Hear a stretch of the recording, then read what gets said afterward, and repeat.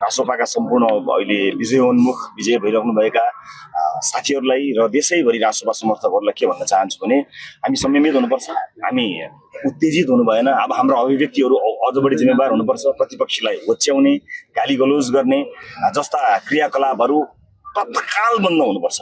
सम्मान, लोकतन्त्र भनेको फरक मतको सम्मान हो, जनताले दिएको जिम्मेवारी हो। जनताले चाह्यो भने खोज्न सक्छन्, यसै गरी अझ योभन्दा पनि खराब तरिकाले खोज्न सक्छन्। त्यसकारणले कसैले पनि यसलाई चाहिँ उन्मादको विषय बनाउने, यसबाट चाहिँ अलि बढी हेप्ने, प्रतिपक्षलाई अथवा आफू अलि बढी मातिएको जस्तो गर्ने कसैले पनि गर्नु हुँदैन। हामी सम्पूर्ण निकायलाई म यहीँबाट के बताउन चाहन्छु भने सम्पूर्ण निकायहरू, राज्यका सम्पूर्ण तह र तबकाका विभिन्न निकायहरू, अन्तर्राष्ट्रिय समुदाय, म सबैलाई के आश्वस्त गराउन चाहन्छु भने रासोपा जिम्मेवार छ।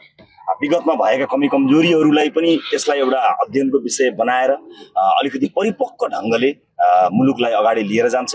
निर्धक्क हुनुहोला, मुलुक सुरक्षित हातमा छ भन्ने कुरा म